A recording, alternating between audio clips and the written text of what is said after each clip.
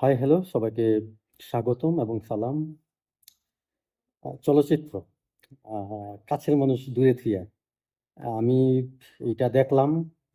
দেখার পরে আমার মনে হলো যে না, এটা নিয়ে কিছু কথা বলি। অ্যাকচুয়ালি রিভিউ না বা রিঅ্যাকশন ভিডিও না। আমি কথা বলতে পছন্দ করি, তাই কথা বলতে আসছি। আমি কথা বলার মানুষ।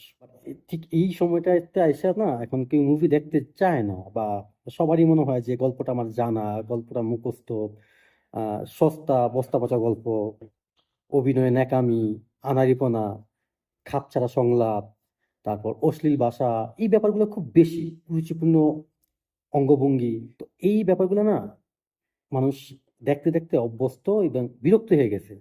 হুম, তো আমার মনে হয় আমার সাথে সাথে অনেকেই নাটক দেখা বা মুভি দেখা অনেকেই ছেড়ে দিছে।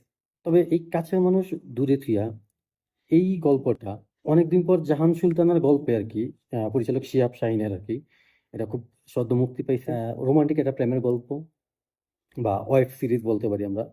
বলা যায় অনেক বছর পর প্রেম বিরহ ও রোমান্টিক বা জনরার মুভি দুর্দান্ত একটা চলচ্চিত্র আমি দেখছি। আমার কাছে মনে হচ্ছে আর কি খুব দুর্দান্ত একটা চলচ্চিত্র দেখলাম বা ওয়েব সিরিজ দেখলাম। বাংলাদেশে শক্তিশালী গল্প বা চমৎকার সাবলীল ভাষায় বা সংলাপের একটা গল্প এখানে। সব মিলিয়ে এক কথায় অসাধারণ, অনবদ্য। আমার কাছে যেটা মনে হচ্ছে, এখানে অভিনয় করছেন তাসনিয়া ফারিন আর প্রীতম হাসান। আমার খুবই প্রিয় একজন মানুষ প্রীতম হাসান। তাদের এই দুজনের অভিনয় আকাশচুম্বী প্রশংসা পাওয়ার যোগ্য রাখে। বিশেষ করে প্রীতম, তার তার লুকস, ঠিক আছে, তার ড্রেস আপ, তার ক্যারেক্টারটা সাথে যে যায়, সেই লেভেলের ছিল তার মেকআপ। হ্যাঁ, আমার কাছে অস্থির লাগছে। বিশেষ করে আমার আমার ভালো লাগার জায়গাটা এই প্রীতম হাসানের ন্যাচারাল লুক এবং তার এক্সপ্রেশন ডেলিভারি এই ওয়েব সিরিজে পুরাটাই আমার মনে হয়েছে রিয়েলিস্টিক। পুরাটাই এই পুরাটা ওয়েব সিরিজ জুড়েই। প্রীতম হাসানের নাম এখানে থাকে ফারহান। ও একজন অনাথ, বড় হয়েছে অনাশ্রমে বা বিদ্যা যেটাকে এতিমখানা বলে আর কি। তো নিজের চেষ্টায় সে রাজশাহী একটা বিশ্ববিদ্যালয়ে পড়ালেখা করে। সেখান থেকে ভালো একটা সুযোগ আসে, স্কলারশিপে অস্ট্রেলিয়া যায়, সেখানে পার্ট টাইম জব, পড়াশোনা, প্রতিটা জায়গায় এই ছেলেটা নিজেকে গল্পের প্লটে এমন ভাবে ঢুকিয়ে নিছে বা খাপ খাওয়াই নিছে। এটা কি অভিনয় নাকি বাস্তবতা, এই দুইটা জিনিস আপনি আলাদা করতে পারবেন না। এখানে প্রীতমের অভিনয়, ওর ডায়লগ ডেলিভারি, ওর লুকস, ওর সব প্রিপারেশন না, সবাইকে ছাড়াই গেছে। সবকিছু মিলে এই ওয়েব সিরিজে লোকেশন কাস্টিং ছিল চমৎকার। বিশেষ করে লোকেশনটা ছিল রাজশাহীর বিজ্ঞান প্রযুক্তি বিশ্ববিদ্যালয়ের একটা নদীর পাড়ে একটা লোকেশন ছিল। আর বাকি লোকেশনটা নিচে যে মেবি অস্ট্রেলিয়ার সিডনিতে। এই ওয়েব সিরিজের ভিডিওগ্রাফি বা সিনেমাগ্রাফি, যেটা কি বলি না কেন, অসাধারণ ছিল। Colour grading, sound, background music, তারপর কাস্টিং দুর্দান্ত ছিল। তো এই কাছের মানুষ দূরে থুইয়া এটা থিমটা আসলে কি? এখানে থিমটা এরকমই।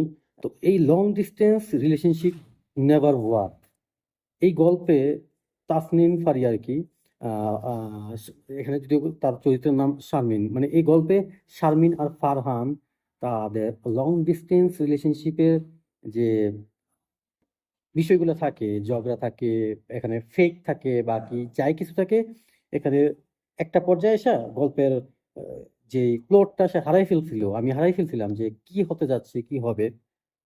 কিন্তু পরিচালক শিহাব শাহিন বলে কথা, ওনার কাজ খুবই নিখুঁত, খুবই সুন্দর কাজ। উনি শেষ সময়ে আইসা আহ এই গল্পটাকে খুব সুন্দরভাবে মিলাইতে সক্ষম হয়েছে। এখানে এতটুকু বুঝাইছে যে খুব হার্টফুল একটা হাগ যে কোনো সম্পর্কে, যত বাজে সম্পর্ক হোক, সেটাকে এক এক এক করতে পারে। জাস্ট যথেষ্ট আহ, একদম নীরবতা, একটা আলিঙ্গন, 10টা মিনিট নীরবতা, একে অপরের দিকে তাকানো। হ্যাঁ, এটা একটা সম্পর্কের আহ, খুব বড় শক্তিশালী একটা বিষয়, মেসেজ, এটাই বোঝানো হয়েছে গল্পটা।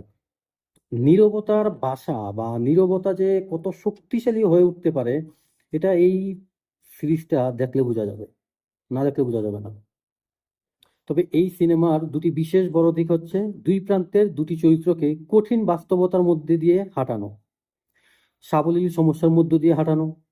মানুষ যখন নিষ্পাপ থাকে তখন কঠিন বাস্তবতা তার কাছে ভয়াবহ রূপ ধারণ করে। এই ভয়াবহ পরিস্থিতিতে মোকাবেলা কিভাবে করতে হবে। বেশিরভাগ মানুষই জীবনের এই একটা জায়গায় এসে হোঁচট খায়, ভেঙে যায়। কয়জন মানুষ পারে নিজেকে সামলায়া তুলে নিয়ে নিজেকে নিয়ে আগাতে? খুব কমই। এই অভিজ্ঞতা খুব কম মানুষেরই। সবকিছু মিলায়া এই ওয়েব সিরিজটা ছিল দুর্দান্ত।